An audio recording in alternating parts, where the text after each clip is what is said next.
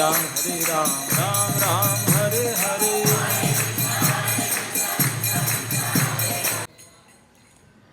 तो जैसे प्रभु जी ने बताया कि आज तो श्रीपाद माधवाचार्य की तिथि था, कल श्रीपाद रामानुजाचार्य के तिथि है।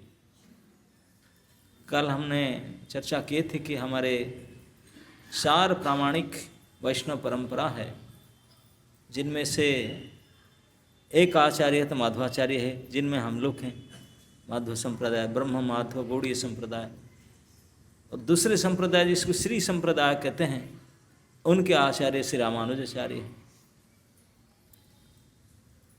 तो श्री रामानुज, यद्यपि काल उनका तिथि है, काल भी और भी डिस्कस करेंगे क्योंकि बोला गया आज भी बोलने के लिए। तो श्री रामानुजाचार्य की भी आविर्भाव लगभग 1001 साल पहले की बात है। कांचीपुरम और चेन्नई के बीच में एक जगह है, इस जगह पर उनका जन्म स्थान है। तो श्री पेरुबंदर करके नाम जगह का नाम है। वहाँ पे एक याज्ञिक ब्राह्मण रहते थे जिनका नाम था श्री केशवाचार्य। केशवाचार्य बड़े नैष्ठिक ब्राह्मण थे। उनके पत्नी का नाम कांतिमती थी। 2 बहन थे, कांतिमती और दीप्तिमती। और उनके पिताजी बड़े एक सन्यासी हो गए थे, श्रीनाथ मुनि, जमुनाचार्य संप्रदाय के। जमुनाचार्य के शिष्य थे, जो रामानुजाचार्य के माँ की भाई मतलब मामा जी, रामानुजाचार्य के मामा जी सन्यासी थे। तो सन्यास लेने के समय उनके 2 सिस्टर थे, उनको शादी किए थे। तो एक दीप्तिमती और कांतिमती थी। तो जो कांतिमती है, उनके पति जो केशवाचार्य थे, शादी करने का वर्षों बीत जाने के बाद भी उनका कोई संतान नहीं हो रहे थे। तो उन्होंने पुत्रेष्टि यज्ञ किए। जाकर के कहा चेन्नई में, आप लोग चेन्नई गए होंगे कि नहीं पता नहीं, वहाँ पे एक प्रसिद्ध दिव्य देशम है, पार्थसारथी मंदिर। चेन्नई जाएंगे तो देखें पार्थसारथी मंदिर। आप लोग भगवान कृष्ण के मूछ देखा कभी कोई विग्रह में? लेकिन अगर जाओ, बहुत प्राचीन मंदिर है वो पार्थसारथी। देखना, ये मोटा मोटा मूछ भगवान कृष्ण के। मैं प्राय भारतवर्ष में सब जगह में मंदिर दर्शन किया हूँ, लेकिन एक ही जगह में भगवान की मूछ देखा, कृष्ण के। कृष्ण मूछ वाले कृष्ण है। अब चेन्नई को जाके तो जाके देखना है, तो अभी भी डाउनलोड करके देख लीजिए आपके नेट में। वो पार्थ सारथी हैं, बिल्कुल सारथी जैसे ड्रेस में पहना, बिल्कुल कवच पोशाक धारण करके, इतने मोटे मोटे मूछ, विशाल विग्रह, बहुत प्राचीन। क्योंकि राजा महाराजा लोग सब करते थे। राजा महाराजा को छोटे मोटे डीटी, ये आपकी सब छोटी छोटी डीटी पसंद नहीं आता था। ये विशाल विशाल डीटी उनका, बहुत बड़े बड़े बड़े मूछ वाले कृष्ण है वो, सारथी के रूप में। तो पार्थ सारथी, हमारे दिल्ली वाले पार्थ सारथी, राधा पार्थ सारथी, वहाँ असली सारथी पार्थ सारथी मूछ वाले। तो पार्थ सारथी वो दिव्य देशम है, 108 दिव्य देशम में से एक आता है, बहुत प्राचीन है। तो वहाँ पर जाकर यज्ञ किए थे केशवाचार्य ने। तो यज्ञ जब संपन्न हुआ, पूर्णाहुति हुआ, तो प्रसन्न होकर के श्री पार्थसारथी जी ने आकाशवाणी की। तो बोले केशवाचार्य जी, चिंता मत करो, आपके यज्ञ से मैं प्रसन्न हूँ। आप पुत्र चाहते थे, मैं ही आपका पुत्र रूप में आऊँगा। इतने प्रसन्न होकर भगवान बोले, मैं ही आपका पुत्र बन करके आऊँगा, आप जाओ। तो कितने प्रसन्न हुए होंगे यज्ञ करता, बड़े प्रसन्न होकर के गए। तो हुआ ही ऐसे ही, उनकी पत्नी गर्भवती हुई और उचित समय पर उनके पुत्र हुआ। एक ही साथ में उनका, कांतिमती का दीप्तिमती, दोनों सिस्टर का एक साथ में बेटा हुआ। वो और गांव में कहीं शादी की थी, और शादी की थी, लेकिन उनका भी बेटा हुआ, उनका भी बेटा हुआ। तो नाथ मुनि तो सन्यासी थे, जब सुने उनके दोनों बहन का एक साथ में बेटा हुआ है तो प्रसन्न होकर के आए दर्शन करने के लिए। देख करके बोले ये तो कोई साधारण नहीं है, क्योंकि तो सन्यासी थे, एस्ट्रोलॉजर थे। तो उन्होंने नाम लक्षण आदि सब गणना करके उनका नाम बोले, ये तो बोले लक्ष्मण अंश है, रामानुज नाम दिए। उनका नाम रामानुज दिए। जो कांतिमती के बेटा को और दीप्तिमती के बेटा का नाम गोविंद रखे। ये आ गया ना मूछ वाले के पहली बार कृष्ण देखे मूछ वाले तो कहते हैं मूछ वाले कृष्ण। कृष्ण के मूछ होता नहीं हम जानते हैं, मैंने दाढ़ी मूछ उठता ही नहीं है, क्योंकि 16 साल रहते हैं ना। कृष्ण हमेशा किशोर वयस में रहते हैं, नित्य किशोर वयस में, दाढ़ी मूछ उठता ही नहीं। लेकिन ये कृष्ण की तो मूछ है।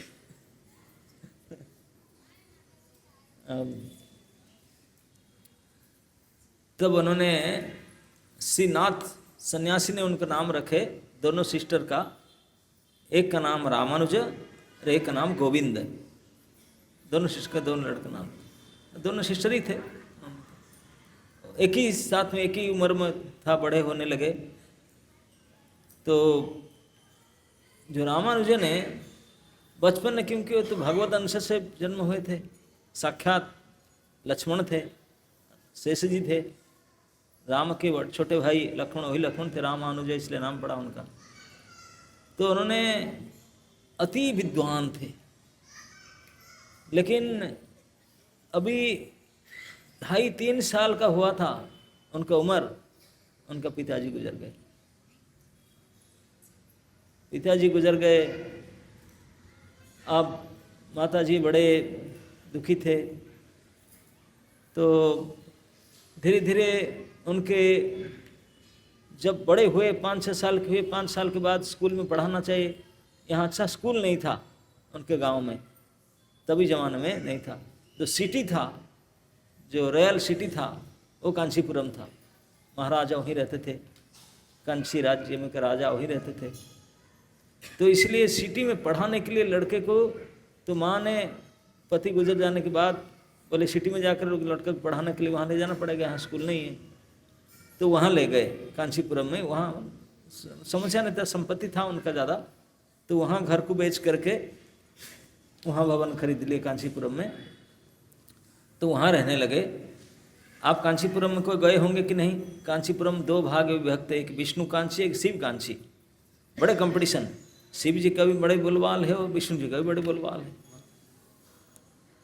तो वहाँ पे जाकर रहने लगे। तभी ज़माने में वहाँ एक बड़े प्रसिद्ध शिक्षक रहते थे, आचार्य, उनका नाम था यादव प्रकाश, आचार्य यादव प्रकाश, जिन्होंने शंकर संप्रदाय के बड़े महात्मा थे, शंकर संप्रदाय के थे, आचार्य थे।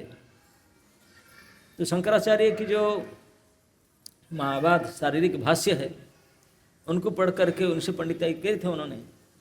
तो उन्होंने अपना स्कूल में वही सब पढ़ाते थे, मायावादी भाष्य, शंकर भाष्य पढ़ाते थे। रामानुज अभी ज़्यादा से ज़्यादा 6-7 साल की उम्र में थे। तो वही स्कूल था, प्रसिद्ध स्कूल, उसमें एडमिशन हुआ। तभी ज़माना में CBS ICS कोर्स सब था नहीं, ऐसे पढ़ते थे, शास्त्र व्याकरण आदि। तो ज़्यादा प्रकाश के स्कूल में एडमिशन हुआ, वो पढ़ने लगे। दोनों ही भाई, गोविंद और रामानुज, दोनों ट्रांसफ़र हो गए। बोले गांव में तो स्कूल कॉलेज नहीं है, तो कांचीपुर में जाकर रहने लगे। तो वहाँ पे कांचीपुर में जहाँ विष्णु मंदिर अनेक है, तो इस मंदिर के पास रहते थे रामानुज। तो वहाँ अनेक विष्णु मंदिर में से एक प्रसिद्ध विष्णु मंदिर आप जानते होंगे, श्री वरदराज, वरदराज मंदिर है, बड़े प्रसिद्ध मंदिर है वरदराज। वर देने वाले में राजा है। तो वो वरदराज मंदिर, उनके भी विग्रह ऐसे विशाल वरदराज।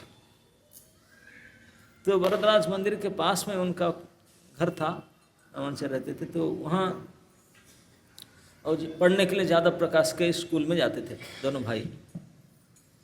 तभी ज़माने में ऐसे आजकल जैसे स्कूल है, हर एक सब्जेक्ट में अलग अलग टीचर आते हैं, ऐसे नहीं होता था। गुरु एक होते थे और वही सब पढ़ाते थे। सब्जेक्ट भी यही शास्त्र आदि पढ़ाते थे पढ़ाते थे। और जितने समय पढ़ाएंगे थक जाएंगे, गुरु जब रेस्ट करेंगे वो जाकर उनके पद सेवा करना, मसाज करना, उनके वस्त्र धोना, गुरु की सेवा भी करते थे, ये नियम था। आजकल तो सब घर चले जाते हैं, टीचर चले जाते हैं, होते नहीं, लेकिन यही से सब नियम पहले था। तो उन्होंने पढ़ाने के बाद में जब पढ़ाते थे उपनिषद से मंत्र व्याख्या कराते थे। तो एक उपनिषद का मंत्र था जिसमें वर्णन आता था भगवान विष्णु के कि कप्यासम अक्षिणी, भगवान के इस प्रकार वर्णन आया था। तो पढ़ा करके वो जा करके लेट गए थे, तो कुछ शिष्य जा करके उनको मसाज कर रहे थे गुरुजी को। रामानुज भी इसमें थे, जा करके गुरुजी यादव प्रकाश के पैर दबा रहे थे। तो एक शिष्य ने पूछा, गुरुजी आप जो व्याख्या के मैं थोड़ा समझा देंगे ना क्या, ना कप्यासम अक्षिणी का क्या अर्थ हो सकता है, मुझे समझ नहीं आता। तो यादव प्रकाश ने बोले, अरे कपि मतलब बंदर, कप्यास मतलब बंदर के जो रेयारण जो पीछे तरफ जो लाल लाल होता है ना, बंदर के पिछली हिस्सा जो लाल लाल होता है, तो भगवान के आँख जो है अखिणी, भगवान का आँख बंदर के पीछे के हिस्सा जो लाल लाल इसी तरह का लालिमा है। इस प्रकार से अर्थ किए। इसको सुन करके रामानुज जब छोटे बालक से 7 साल के गुरु जी के पैर दबा रहे थे, उनको इतने बुरा लगा। बोले साक्षात नारायण के आँख के ये बंदर के पीछे के हिस्सा के उदाहरण देते हैं, कितने कदर थे। वो रोने लगे, कहीं कहीं करके आवाज करके रोने लगे, दोनों आंख से आंसू बहने लगा।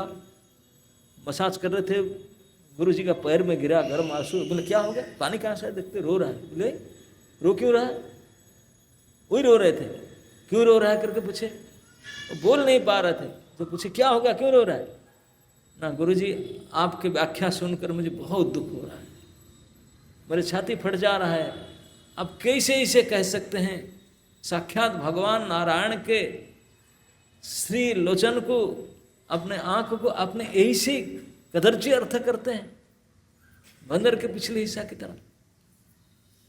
गुरु जी को लगा ये बालक है, मेरा तुम कहा था, तुम क्या शंकराचार्य से ज़्यादा जानते, मैं शंकर भाष्य के अनुसार बोलता हूँ, तुम क्या बोल, ऐसे करके डांटे। जब ऐसी घटना हुआ, गुरु जी के साथ लड़का का थोड़ा जुक्ति हुआ, कई और स्कूल के लड़के इकट्ठा हो गए, क्या झगड़ा हो रहा है गुरु जी के साथ, ये लड़का जिद्दी कर झगड़ा कर रहा है। 10-20 लड़का इकट्ठा हो गए, तो रो रहे थे, बोलते कि गुरु जी ऐसा नहीं हो सकता, ये अर्थ नहीं होना चाहिए। उनको बिल्कुल पसंद नहीं था, क्योंकि जो साक्षात नारायण के भक्त है वो कैसे सहन करेगा। तो उनको शंकराचार्य गुस्से हो गए, शंकराचार्य किसी से ज़्यादा प्रकाश गुस्से हो गए। बोले तू क्या ज़्यादा जानते हैं, तू कुछ बता सकता है ना। गुरु जी अगर आप कृपा करें मैं प्रयास कर सकता हूँ, बोलो। तो अब तक तो आधा क्लास के लड़के इकट्ठा हो चुके थे। तो 7 साल के छोटा सा बालक सबसे जूनियर मोस्ट था, उन्होंने बोलने लगा, बोला गुरु जी कपि के अर्थ बंदर नहीं, कपि के दूसरे भी अर्थ हो सकता।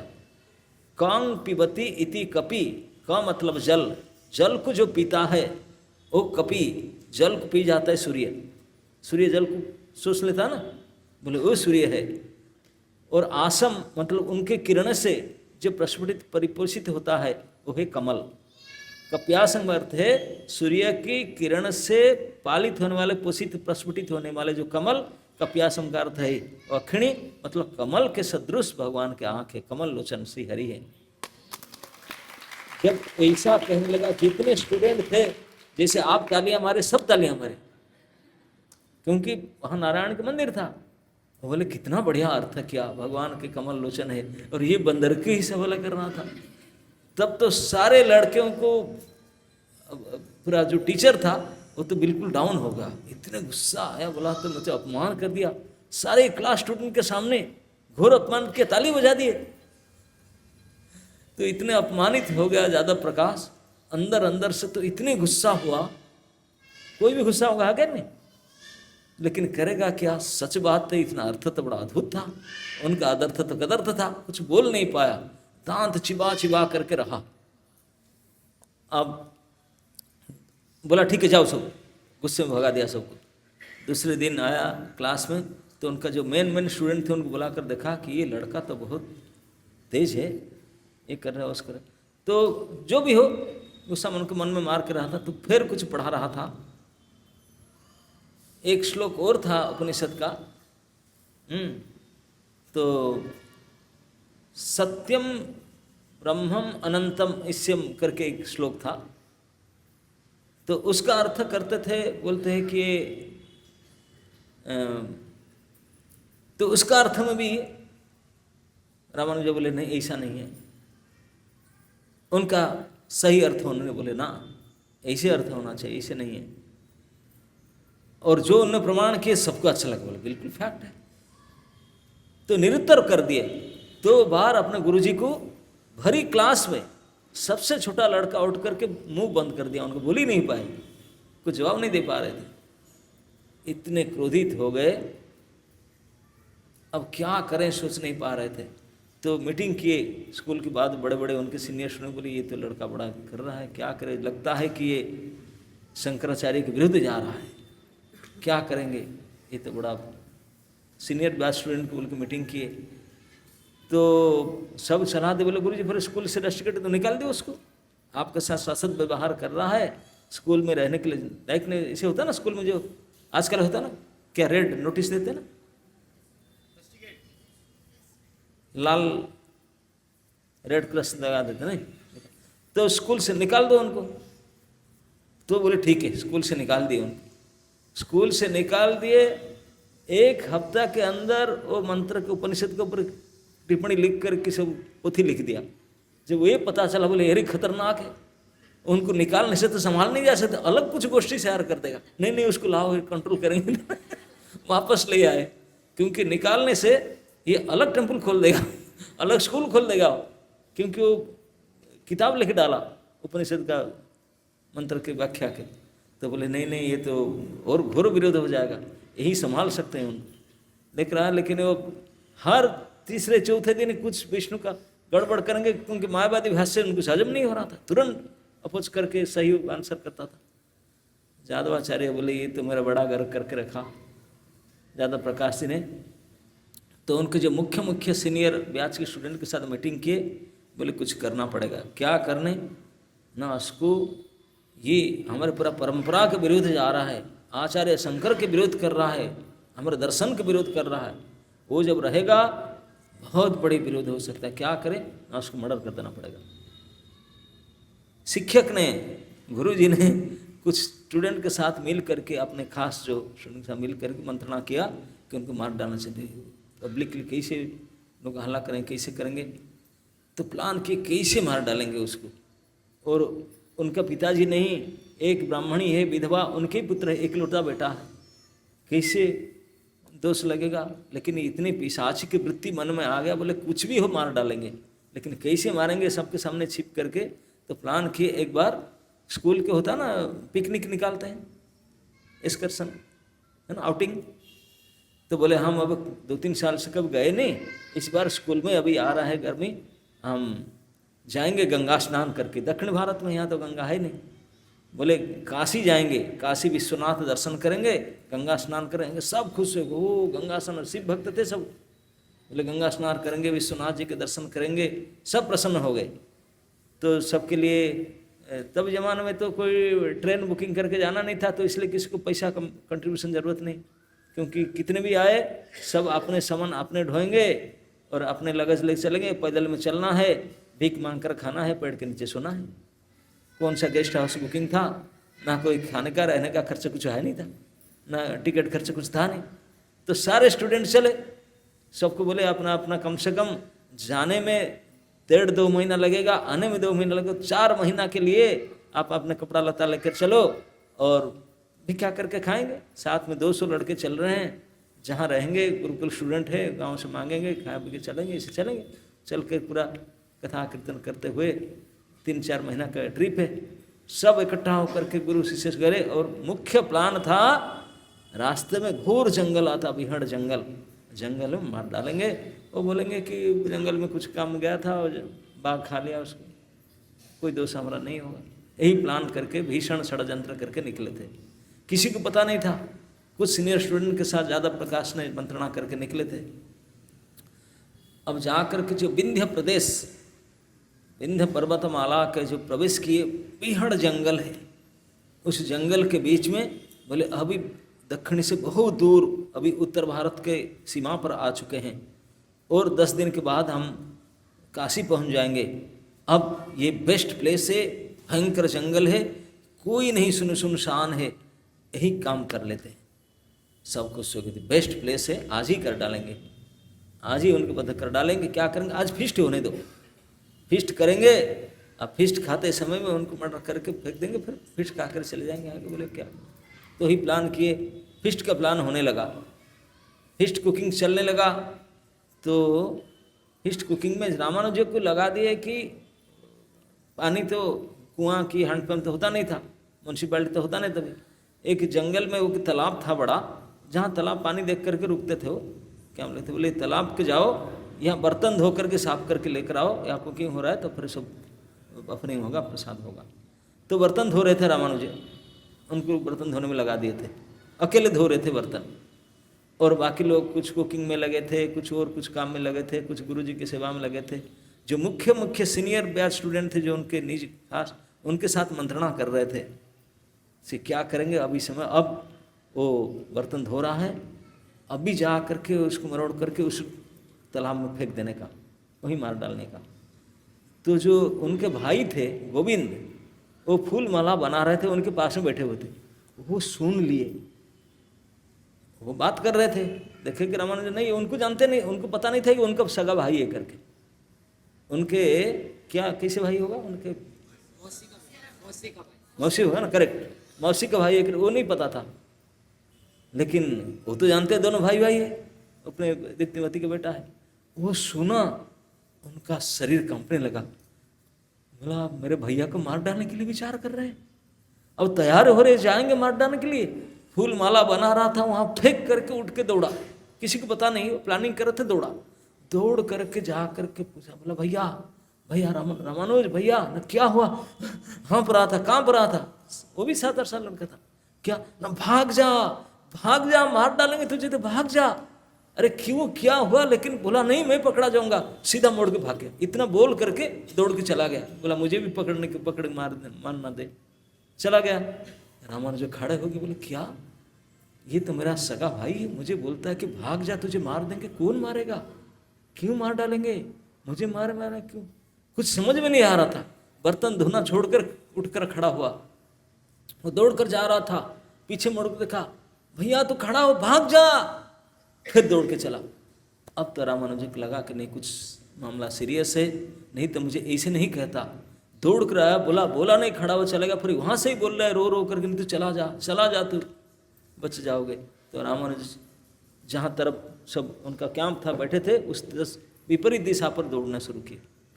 दौड़े, अब दोपहर के समय था, दौड़ते गए, प्रसाद खाए नहीं थे। अभी 7 साल के लड़के दौड़ते रहे जंगल में। सचमुच वो लोग आए थे आधा घंटे में उनको मार डालने के लिए। अब देखे लड़का है नहीं, बर्तन पड़ा हुआ है, लड़का नहीं है, कहीं गया होगा इधर उधर। वो पीछा के दौड़े, लेकिन वो तो पहले से आधा घंटा पहले दौड़े थे। दौड़ते भाग गए, शाम तक ढूंढे, मिला नहीं। जाकर बोले गुरुजी तुम लापता हो गया, मिल नहीं रहा, लगता है कोई शेर फेर खा लिया क्या? बहुत अच्छा हुआ, हम बच गए पाप से, हम पाप से बच गए और गया। यहाँ तो अगर शेर खाया भी नहीं तो खाया भी लेगा, क्योंकि यहाँ तो कम से कम सैकड़ों किलोमीटर तक कुछ है ही नहीं, भयंकर जंगल, हिंस्र जनी कोई है ही नहीं। वो तो गया, रास्ता में मर जाएगा। तो खुशी होकर बोले भगवान बचा दिए, बढ़िया से फिस्ट खा कर अपने आगे बढ़े काशी की तरफ। रो रामानुज ने रात तक, जब तक दिखाई नहीं अंधार हो जाना, दौड़ते रहा। कितने रास्ते में कांटे पत्थर ठुक्कर खा करके, गिर करके, छील गया, लेकिन फिर दौड़ता रहता। मरता क्या ना करता है कि नहीं, भाई के मारे दौड़ता रहा। इतने शांति क्रांति हो गया था, खाया नहीं था, भूख प्यास और इतने परिश्रम, पूरी पैर फर सब छिल गया है। पेड़ जंगल में, घोर अंधकार में, पेड़ के नीचे इतने क्रांति, पेड़ के नीचे गिर पड़ा, नींद लगा, सो गया, थके मांदे, खाया नहीं, यहीं से सो गया था। घोर रात में उसका नींद खोला तो देखा कि दो आदमी आ रहे हैं, मशाल हाथ में लिए हुए। मशाल समझते ना, लेकर के दो आदमी आ रहे हैं। बोला कौन है? घोर जंगल में, सुनसान घोर जंगल, आधी रात में कौन आ रहा है? डर गए, छोटा लड़का था और भगवान नारायण के भक्त उनके स्मरण कर रहा है। उनने जब ज़्यादा प्रकाश ने उनको निकाल दिए थे स्कूल से, तब उनने प्रतिदिन वरदाचार्य वरदराज के मंदिर में जाते थे। वरदराज जी के जो मुख्य सेवक थे वो अंदर नहीं जाते थे, पानी लाते थे, पंखा चलते थे। कांचीपूर्ण उनका नाम था। वो एक शूद्र थे, लेकिन वो भी यमुनाचार्य के शिष्य थे, लेकिन मंदिर के अंदर नहीं जाते थे। बाहर में जल ला कर देना, पंखा चलना। पहले पंखा चलना, इसी पंखा तो होता नहीं था, इलेक्ट्रिक फैन, ये पुली होता था, बाहर में खींचते थे, वो हवा होता था, इसी करता था। तो करते थे, लेकिन इतने निष्ठा पर वरदराज के सेवक थे कि बड़े बड़े ब्राह्मण लोग उनको मानते थे। वरदराज से बातचीत करते थे, कांचीपूर्ण बातचीत करते थे। तो कांचीपूर्ण को अपना गुरु मानते थे रामानुजन, बहुत उनको सेवा करना चाहते थे। तो उन्होंने उनको बोले कि वरदराज साक्षात भगवान है, उनको भजना करते। वरदराज के मंत्र उनको प्रसन्न करने के लिए उनको याद करते थे, भजन करते थे। तो स्मरण करते थे रात में। बोले कौन आ गया पता नहीं, ये कोई जंगली जानवर है, कोई राक्षस है, क्या है? जब नज़दीक आए दिखाई पड़े दोनों शिकारी व्याध थे। व्याध समझते ना, जंगल में जो शेड्यूल का भील लोग होते हैं ना, जो बड़े बड़े पशु को मार कर खा जाते हैं, ऐसे। हाँ, आदिवासी, कई प्रकार के आदिवासी होते हैं। तो ये आदिवासी थे, आदिवासी के कुछ बड़े मोटे तगड़े आदिवासी थे, धनुष बाण साथ में लिए हुए थे और बिल्कुल ऐसे जंगली ड्रेस पहन करके मसाल लेके आते। तो उन्हीं के पास आ रहे थे। वो देख लिए थे ये कि लड़का के सोया कैसे, मनुष्य के लड़का घोर जंगल में रात में ऐसा क्यों? तो उनकी ओर आ रहे थे। वो डर गए, बोले मेरे पास क्यों आ रहे? नज़दीक आकर पूछे तुम कौन हो? तो गाँव के डर के भगवान को स्मरण करके वरदराज को बोले मेरा नाम रामानुज है। यहाँ कैसे, क्या कर रहा है? ना मैं कांचीपुर का हूँ, हमारे स्कूल कैंप के साथ में जा रहा था, मैं जंगल रास्ता भटक गया, मेरे साथी लोग सब चले गए, मैं भटक गया। क्या चाहते? ना मैं घर वापस जाना चाहता हूँ, मेरा घर कांचीपुर में वापस जाना चाहता हूँ। अरे कांचीपुर? बोला कितने दिन? हमारा 20 दिन हो गया मैं आए घर से, कितने दूर आ चुके हैं, मुझे पता नहीं मैं कुछ दिशा पर जाऊं, कुछ नहीं पता, पूर्व पश्चिम उत्तर दक्षिण। अच्छा तुम कांचीपुर का है, कांचीपुर जाना चाहता है? रो रो करके हाथ जोड़े बोला चाहता हूँ, आप ना हम भी कांचीपुर जाना चाहते हैं, चलो कोई बात नहीं आओ। अकेले इधर ना, अकेले रास्ता भटक गया, इधर आया हूँ। अच्छा पता नहीं ये कितनी भयंकर जंगल है, यहाँ शेर भालू घूमते रहते हैं, खा जाएंगे तुझे ना, अभी तक तो खाए नहीं, पता नहीं हो क्या कर। अभी आप आए हैं, आपके शरण हूँ, आप बचाइए। छोटे बच्चा इस प्रकार जो बोलने लगा, दोनों पति पत्नी थे वो जो भील आदिवासी, तो उनका अंदर दया है, उनको बुला बोले इधर आओ, कुछ खाया कि नहीं? ना कुछ नहीं खाया। तो उन्होंने कुछ कंदमूल वगैरह निकाल करके आग लगाए, जलाए उसको, बोले उसको खाओ। तो खाया, उनको भूख तो था ही। फिर बोले अभी सो जाना चाहिए। सो जाने के लिए बोले चारों तरफ आग लगाओ, क्योंकि यहाँ जंगली बड़े बड़े सांप बाघ भालू आते हैं। जंगल में सोने के लिए यही नीति होता है, दूर दूर से आग लगाना पड़ेगा ताकि कोई पशु आ ना पावे, आग के पास नहीं आते, वो बीच में सो जाओ। तो आग लगा करके दोनों वो शिकारी उसके पत्नी सोए और उनके साथ में वो रामानुज भी सोए। सो गए, वो थका हुआ था, नींद तो हो गया, खाने के बाद नींद आ गया, सो गए। रात में वो शिकारी की पत्नी जगी, बोला मुझे प्यास लग रहा है। उठ करके बोला, अपने पति को उठाया, बोला मुझे प्यास लग रहा है। उन्हें प्यास लग रहा है कि अब मैं पानी बॉटल वाटर बॉटल लेकर तो चलते नहीं थे। तो उनके पति उठकर बोला यहाँ प्यास लग रहा है, यहाँ पास में एक बांफी समझते हैं? जो पहले ज़माने में कुआं बनाते थे, आजकल तो कुएं से रस्सी से उठाते हैं, बांफी होता था, जा सकते चल करके, सीढ़ी होता था ऐसे नीचे तक। तो बांफी है जहाँ तक जा करके पानी लाते, बहुत गहरा कुआं है। बोले यहाँ है, मुझे पता है, वहाँ जा करके पानी लाया जा सकता है, अच्छे पीने का पानी है। बोले लेकिन मैं अभी सो रहा हूँ, मैं नहीं जाऊँगा। तो उस यंग लड़का को उठा, बोले वो उसको बता देता हूँ, वो लेकर आएगा। उसको उठाए, ले लड़का उठ, और माता जी को जल चाहिए, एक मिट्टी का कलसी दिए, बोले लेकर जाओ, पानी लेकर के आओ। तब तक भोर भोर होने वाला ही था, तो थोड़ा थोड़ा दिखाई पड़ने लगा था, मतलब सुबह 4:30-5 बजे का उठ करके माता जी ने पानी पीना चाहता था सुबह सुबह।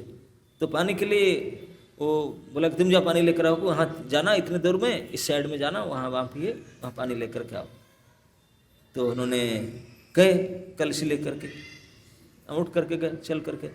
थोड़े थोड़े दिखाई पड़ रहा था, अपरिचित जाकर देखा, सचमुच वहाँ भी देखा, जा करके वो भी पानी पिया, मुँह धोया और पानी भर के लेकर आ रहा था। पानी भर के आकर देखा, ना वो आदमी है ना है माता जी, दोनों ही नहीं गायब। पानी लेकर खड़ा है। अब भी तो मैं सोए थे, मैं उनका बगल में सोया था, अब भी गए पानी लेकर आता है, तो कहाँ चले गए? दूर दूर तक आवाज़ किया, कोई जवाब नहीं, कुछ नहीं। दूर दूर तक हदा से देख रहा, कहाँ चले गए? धीरे धीरे 5:30-6 बजने लगा, दिन होने लगा। देखा कि कुछ 2 लोग आ रहे थे। बोला ये कोई गांव होगा क्या, लोग आ रहे हैं। तो दोनों के लोग पास जाकर चल पूछा, बोला भाई साहब क्या हो गया? ना मेरे साथ 2 थे प्रभु जी माता जी, प्रभु जी माता जी अपनी भाषा में ये तो इस्कन में ही बोलते हैं ना, दूसरे संप्रदाय तो थे, मिल नहीं रहे, ना मिल नहीं रहे, तो कौन थे ना मुझे नहीं पता, ना तुम कहाँ के, लगता तो तुम यहीं का, यही गांव के है। बोले ये कौन सा एरिया है, ना तुझे पता नहीं, ये प्रसिद्ध कांचीपुरम है। क्या ये कांचीपुरम? ना है कांचीपुरम है।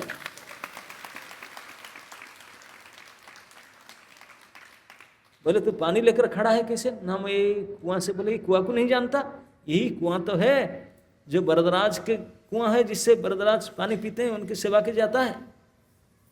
बोला अरे सही तो है, वो कई बार इस कुआं से पानी लिया है कांचीपुरम के साथ। बोला हाँ, अरे हाँ यही पेड़ तो है, यही तो है, सब पहचान आ गया। बोला मैं कांचीपुर में आ चुका हूँ, वरदराज मंदिर के पास में आ चुका हूँ। अरे बाप रे बाप, 20 दिन का रास्ता आधी रात में यहाँ पहुँच गया। उनको तो गजब लगा, बोले ये कैसे हो गया? आधी रात में तो सोया था, सुबह पानी के लिए भेजे, वो तो कहाँ गायब, लेकिन मैं कांचीपुरम में। इतने खुश हो गया। अब जल कलश ले करके, और घर तो पता था वरदराज के मंदिर के पीछे उनका घर है, तो उनके घर की ओर चलने लगा। अब उनका घर की घटना सुनिए क्या हुआ था। घर में एक ही इकलौती विधवा माँ थी उनके, कांतिमती। पति चला जाने के बाद केवल एक ही पुत्र के मुंह देख करके वो बचती थी विधवा माँ ने। और स्कूल का कैंप लगा था, और बच्चा ने बड़ा श्रद्धा से बोला टीचर जा रहे हैं, सारे स्टूडेंट जा रहे हैं, मैं जाऊंगा माँ जाऊंगा। लेकिन 2-3 महीना का पुत्र के शोक से माँ को बड़ा रोना आता था, कितने इतने दिन तू साथ में नहीं रहेगा, मैं अकेली कैसे रहूँगी, कैसे रहूँगी। लेकिन बच्चा है, सब साथियों के साथ जाना चाहता है, मना नहीं कर पाया, भेजा, लेकिन सहन नहीं हुआ। 1 हफ्ता 10 दिन तक, 10 दिन के बाद इतने दुखी हो गया। उनका एक असिस्टेंट थी, सेवा करने वाली एक माताजी रहती थी कांतिमती के साथ, उनको बोला तुम चले जा, क्योंकि खाना पीना छोड़ दी दुख के कारण, खाना पीना नहीं खाई। भगवान उनके घर में विग्रह थे नारायण की, सेवा करना छोड़ दी, बिल्कुल रोते रही बैठ करके पुत्र शोक में, बहुत दुखी हो गई। जो उनके घर में सेवा करने वाली मेड थी, वो बोले कि मैया कुछ खा लो, कुछ। नहीं नहीं नहीं, जाओ तू जाओ, मुझे कुछ नहीं। अब घर में कुछ था भी नहीं, मार्केटिंग में नहीं की थी, कुछ नहीं की थी, इतने दुखी में रो रही थी। बेटा पता नहीं कब आएगा, पुत्र शोक में रो रही थी। तो वो जो उनके मेड थी, वो देखा कि बहुत दुखी हो रहे, मैं जा रहा हूँ, उनके सिस्टर को बुलाऊंगा, गोविंद की माँ जो है उनके गांव में जा करके उनको बोला ऐसा ऐसा है, और बहुत दुखी है, 3 दिन से खाना पीना छोड़ दिए हैं, रोते रहते बैठ करके, ठाकुर जी की पूजा भी नहीं करे, ये हाल है। तो ये बात सुन करके जो दीप्तिमती है उनके सिस्टर, वो समझ रही थी, बोले हाँ मेरा तो पति है, हम तो ठीक से हैं, उनके पति भी नहीं है, एक बेटा नहीं है, तो बड़े दुखी होंगे ये सिस्टर मेरे। तो उन्होंने उनको हेल्प करने के लिए, तभी जब पैदल आना था तो उन्होंने उनको साथ में लेकर के उनके जो आशीर्वाद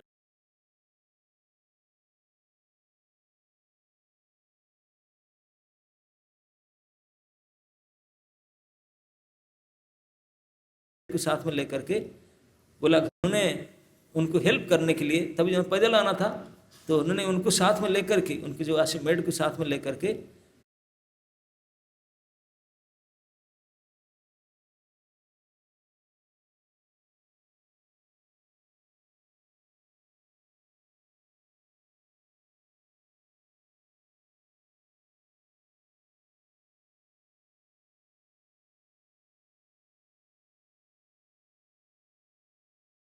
है उनके गांव में जा करके उनको बोला, बोला ऐसा ऐसा है और बहुत दुखी है, 3 दिन से खाना पीना छोड़ दिए हैं, रोते रहते बैठ करके, ठाकुर जी की पूजा भी नहीं करे, ये हाल है। तो ये बात सुन करके जो दीप्तिमती है उनके सिस्टर, वो समझ रही थी, बोले हाँ मेरा तो पति है, हम तो ठीक से हैं, उनके पति भी नहीं है, एक बेटा नहीं है, तो बड़े दुखी होंगे ये सिस्टर मेरे।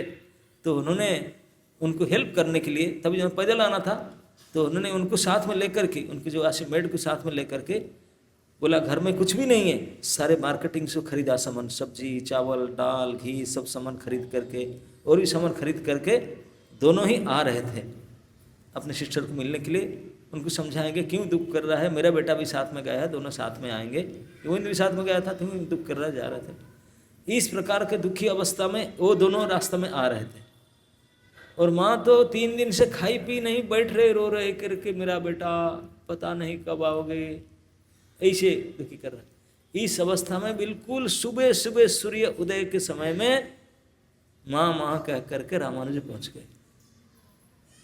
अब तीसरा दिन के बाद वो खाना पीना छोड़ दिया। वो तो अपने आंख को विश्वास नहीं कर पाई, व्हाट रामानुज तुम कैसे, इतने जल्दी टूर खत्म हो गया क्या, इतनी जल्दी तो पहुंच नहीं सकते, कैसे आ गया, गोविंद कहाँ है, गोविंद तो नहीं है, और कैसे नहीं क्या आया नहीं, तो तुम कैसे आ गए। अब रो करके गल में लगा करते रोने लगा, मैं 3 दिन से तेरे चिंतन कर रही थी, खाना पीना छूट गई थी, इतने दुखी थी, तेरे दर्शन हो गया रे, कितने लाड़ प्यार करने लगा। बालक 7-8 साल का बालक रामानुज माँ के इतने दुखी देख करके तब बोलने लगे कि सही में उनको लगा कि ये जो 2 व्याध दंपति थे ये निश्चित रूप से व्याध दंपति नहीं थे, ये वरदराज और लक्ष्मी थे। वो समझ गए, वो मुझे हेल्प करने के लिए ओवरनाइट ट्रांसफर कर दिया, मुझे यहाँ ले आए। तो विश्वास कर रहे थे, करके माँ को बताने लगे, सारे कथा बताने लगे कि ऐसे ऐसे गुरु जादवाचार्य ने मुझे मारने के लिए प्लान किए थे, फिस्ट करके मुझे मरवाने के लिए कर रहे थे, पूरा स्टोरी बताया। माँ के पैर के नीचे तो जमीन खिसक गया, बाप रे बाप, ऐसे खतरनाक तेरे गुरु जी हैं, तुझे मार डालने चाहते थे। बोला गोविंद आकर मुझे बचाया, मैं दौड़ के बच गया और नहीं आ पाया। बोला तो फिर यहाँ कैसे, न काल मुझे बताए, अब साक्षात वरदराज और माँ लक्ष्मी ने मुझे इस रूप में आदिवासी शिकारी के रूप में मुझे रात रात यहाँ लाके वरदराज मंदिर के कुएं के पास छोड़ गए। माँ तो इतने खुश हो गई, बोला देखो 3 दिन से मैं नारायण की पूजा नहीं किया, उन्होंने तुझे लेकर आए, इसलिए अब आज मुझे पूजा करना है बेटा। मैं कितनी गलती किया, मैं उनको सेवा नहीं किया ठाकुर जी को, वो कितने तुझे ध्यान देते, मैं रो रही थी, वो तुझे ला करके मेरे पास छोड़ दिए। हाँ, कितने कृपालु है मेरे प्रभु, मैं 3 दिन से उनको प्रसाद ही नहीं दिलाया, सेवा नहीं किया, अपने सर पिटने लगी, मैं क्यों नहीं किया, प्रभु को इतने कृपालु है, क्या करूं, घर में तो कुछ है ही नहीं, क्या भोग लगाऊं, तेरे लिए भी कुछ नहीं है, उनके लिए भी ठाकुर जी लिए कुछ नहीं है, ऐसे रो रही थी, क्या करूं। दरवाजे पर देखें कि दीप्तिमती उनके सर्वज्ञ और सारे सामग्री लेकर पहुंचे। दे भगवान जब सहायता कृपा करते हैं तो ऐसे ही कृपा करते हैं, यही है भगवत कृपा के अंदर। अगर कोई भगवान को ऐसे हृदय से पुकारो, उनके लगन लगाओ, तो किस प्रकार से कृपा करेंगे। हमारा तो 2 हाथ है, वो तो 1000 हाथ है, कितने प्रकार से कहाँ से बचाएंगे, कैसे देंगे, हम समझ नहीं सकते। बेटा को इतने भयानक मृत्यु षड्यंत्र से बचाए, कहाँ कितने सैकड़ों किलोमीटर दूर से उठा के ले आए, यहाँ पहुँचा दिए, कोई कष्ट नहीं, सीधा सीधा सोया था रात में कांचीपुर पहुँच गया। और माँ दुखी हो रही थी 3 दिन से, और 2-4 दिन में माँ की प्राण चली जाती न खा करके। माँ को भी प्राण रखे, माता पुत्र को भेंट भी कराए, और स्वयं भी सेवा नहीं ले रहे थे, उनकी सेवा, और उसके लिए सारे सरंजाम बिल्कुल रेडी वो लोग से लेकर आ रहे थे। उनको भी सुने, वो तो बोले, इतने सुन करके इतने भगवान के प्रति उनके प्रेम और भाव बढ़ गया कि भगवान आप कैसे बचाए, आप ही सहारा है, आप कोई नहीं रक्षा, आप ही स्वयं बचाने वाले, रक्षा करता। तीनों मिल करके भगवान के कीर्तन करने लगे। तीनों स्त्री थे, एक रामानुज थे, एक मेढ़ थी कांतिमती दीप्ति, तीनों मिल करके भगवान नारायण को श्रृंगार किए, नहलाए, वस्त्र पहनाकर, भोग लगाकर, इतने रोध होकर कीर्तन किए, बड़े सुंदर कीर्तन चलने लगा, भोग राग करने लगे। वरदराज मंदिर दर्शन किए तो कांचीपूर्ण से जाकर बताया, कांचीपूर्ण के लिए साक्षात वरदराज है, बड़ी कृपा है, तुझे बचा, चिंता मत करो, उनके आशीर्वाद से तुम अनेक जुग जियोगे, अनेक वर्ष तक। तो वहाँ रहे। तो फिर माता डिस्टर्ब बोले, अभी जब कैंप आएगा पता नहीं, अब स्कूल में कभी नहीं जाना, अब हमें पढ़ाई बंद, स्कूल नहीं जाना, पढ़ना नहीं है, आप ही रहे। तो अपने घर में रहे। तो हुआ क्या, घर में रहते थे, घर में जब रहते थे तो कांचीपूर्ण के प्रति उनका पहले श्रद्धा था, और श्रद्धा और बढ़ गया उनका। तो कांचीपूर्ण इतने प्रेम से सेवा करते थे वरदराज क्या, उनको इतने लगा कि कितने अच्छे व्यक्ति उन्होंने, सुंदर बात करते हैं, ठाकुर जी की सेवा करते हैं, 30 किलोमीटर से पैदल से चलकर आते थे और सेवा करते थे, भगवान से बातचीत भी करते थे। इतने उनके प्रति रामानुज के श्रद्धा बढ़ गया, बोले मैं गुरु करके स्वीकार करूँ, वही मेरे गुरु हैं। तो एक दिन उनको जा करके हाथ पैर पड़े, बोले, हे कांचीपूर्ण जी, आप मुझे शिष्य को स्वीकार करें, मेरे पिताजी नहीं है, माँ ऐसी विधवा है, मेरे जो गुरु है मुझे मार डालना चाह रहा था, और वो गलत व्याख्या कर रहा है, मैं नारायण के वर्णन को सहन नहीं कर सकता, इस पर गलत वर्णन, मेरा कोई नहीं है, पढ़ाई लिखाई नहीं है, पर स्कूल से मुझे निकाल दिया गया, आप मुझे अपना बना लीजिए, मुझे भगवान की सेवा के बारे में शिक्षा दीजिए। कांचीपूर्ण तो इतने अच्छा लड़का, इतनी बढ़िया बात करता है, बोले, बेटा मैं तो तुझे कुछ भी करने के लिए तैयार हूँ, लेकिन तू ब्राह्मण है, मैं शूद्र हूँ, मैं तुम्हारा गुरु नहीं बन सकता, मैं तुम्हारा उपदेष्टा बन नहीं सकता, तुम्हारा गुरु तो कोई ब्राह्मण बनेंगे, मैं नहीं बन सकता, क्षमा करो। रामानुज दुखी हो गए, बोले, बताओ ये कहाँ से जातिवाद आ गया इतने बड़े भक्त है ठाकुर जी के, मुझे स्वीकार ही नहीं करते, क्या करूं।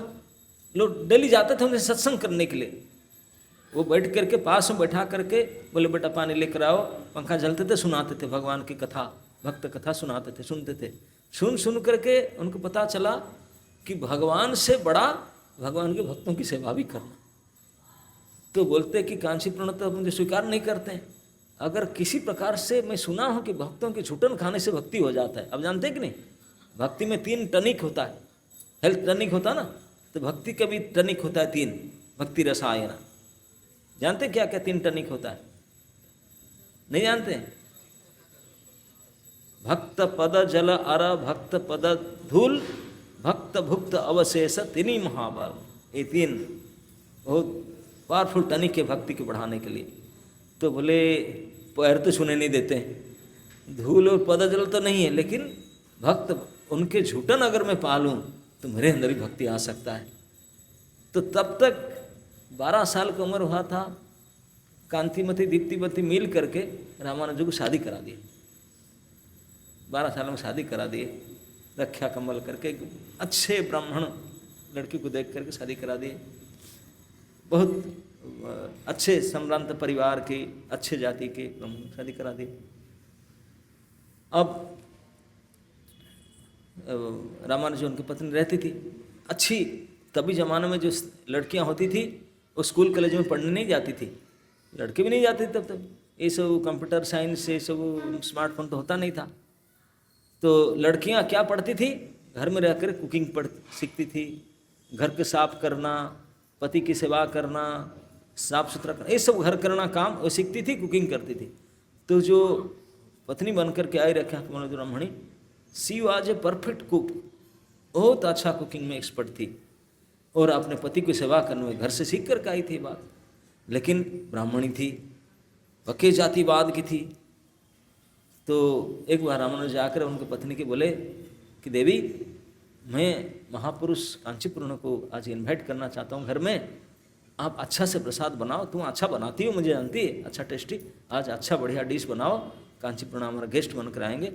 मैं उनको नहीं उनको बताया कि वो जानते जातिवादी, उनको बता तो बोले कांचीपुरण को बताएंगे, वो तो शूद्र है ना, तो क्या हुआ, आप नहीं जानते महापुरुष है वो। ठीक है, आप बोलते तो मैं बनाती हूँ, आपकी इच्छा में, तो आप मेरे पति हैं, आपका आदेश पालन करूँगी।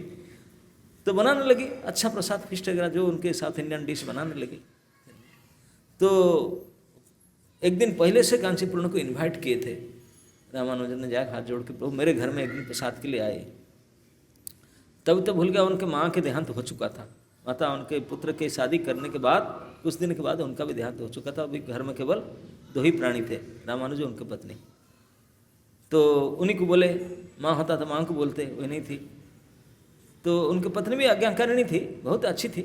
तो बोले कि तो उन्होंने बनाई थी, तो कांचीपुरण को लेट हो रहा था, तो बोले क्यों नहीं आ रहे, मैं बोल कर आया था लंच टाइम में आना चाहिए थे, मैं जाकर बुला के लाता हूँ, तुम रेडी करो बुला के लाता हूँ। रामानुज स्वयं गए दौड़ बुलाने के लिए कांचीपुरण को। आप लोग वरदराज मंदिर किस लिए देखें आप लोग?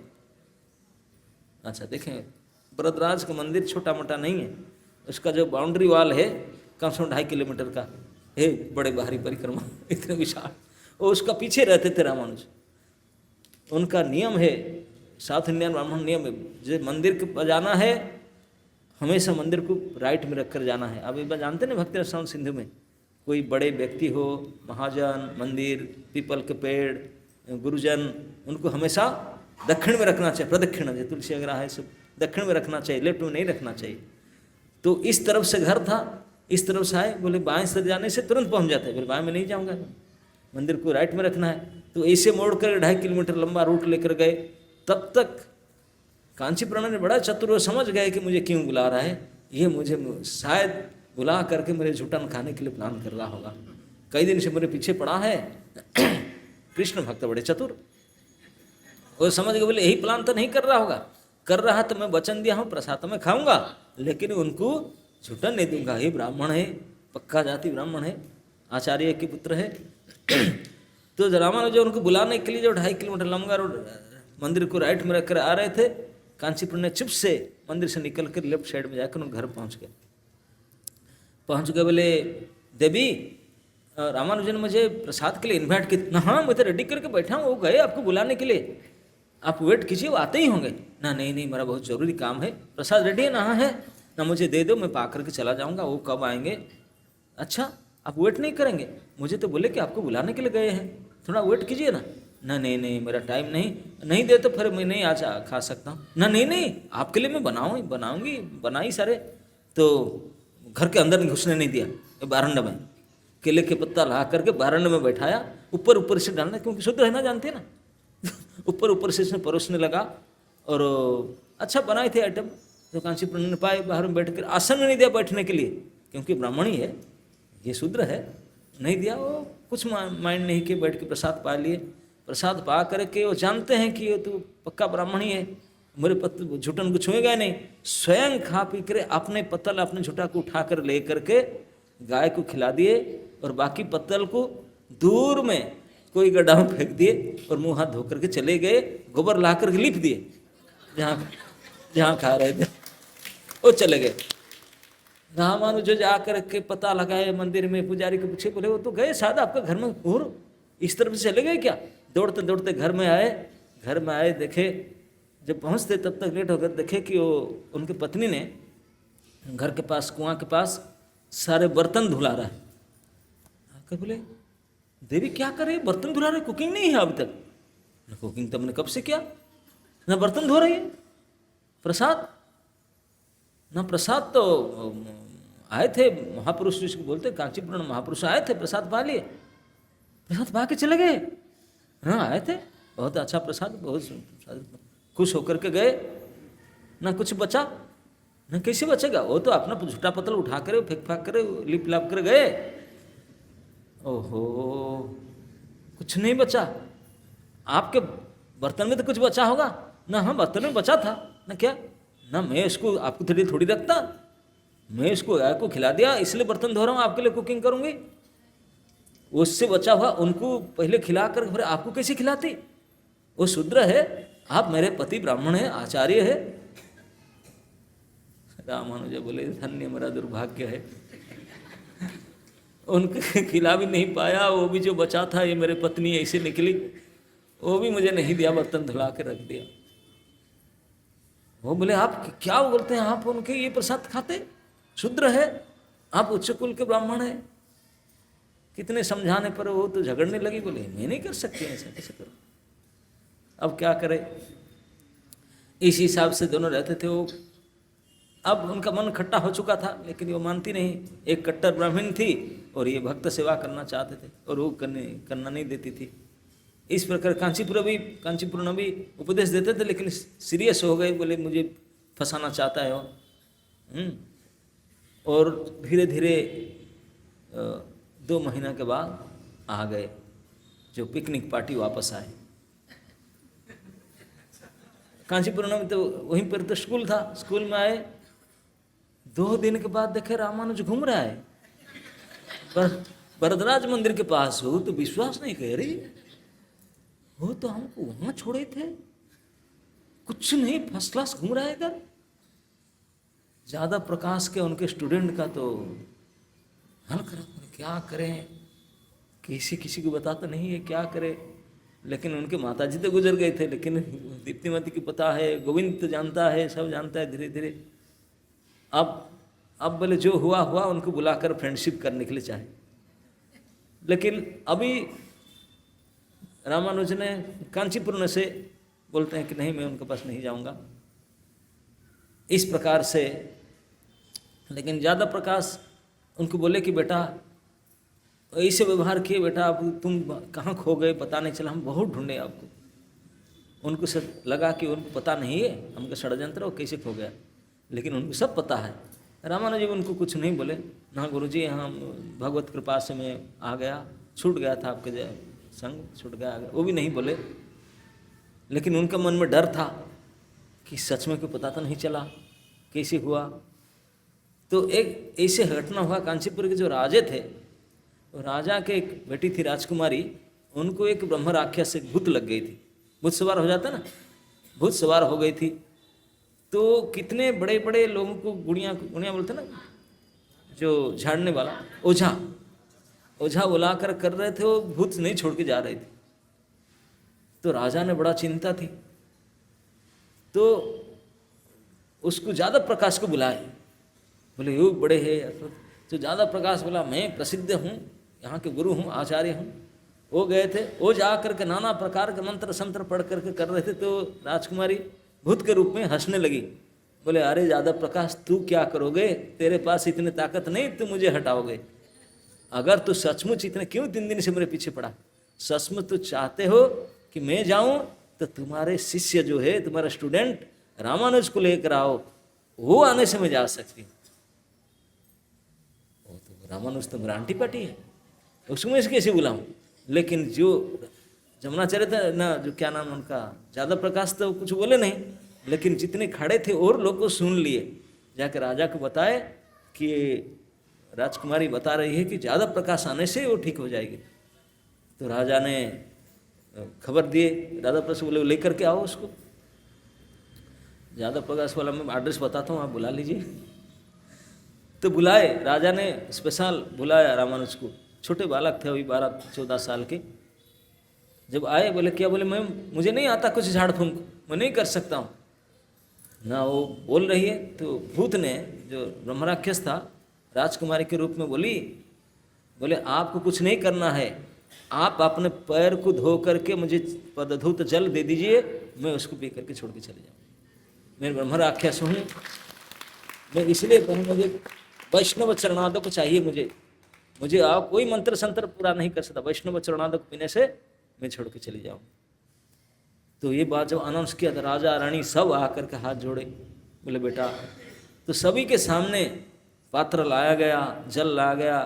बालक रामानुज के ज़्यादा प्रकाश भी थे, इधर देख रहे थे।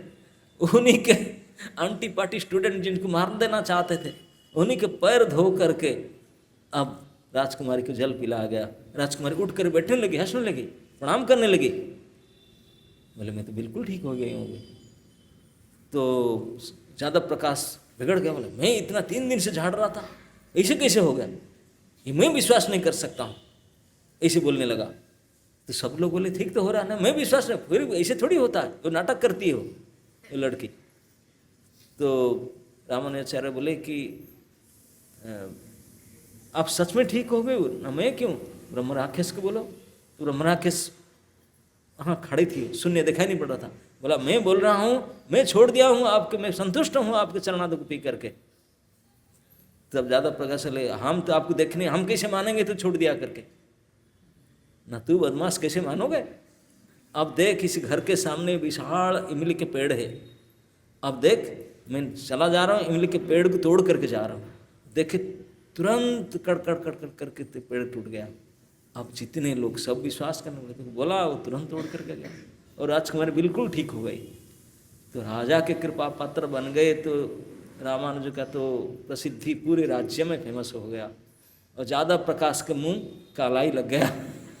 आपने जो भी स्टूडेंट वो को गए नहीं, अब रामानुज को स्कूल खोल दिए, स्टूडेंट सब इधर आने लगे, बेचारे वो क्या करें।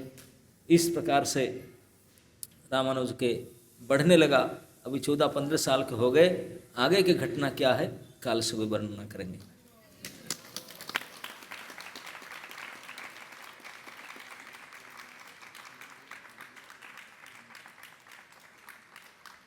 ओके, श्रीपाद रामानुजाचार्य की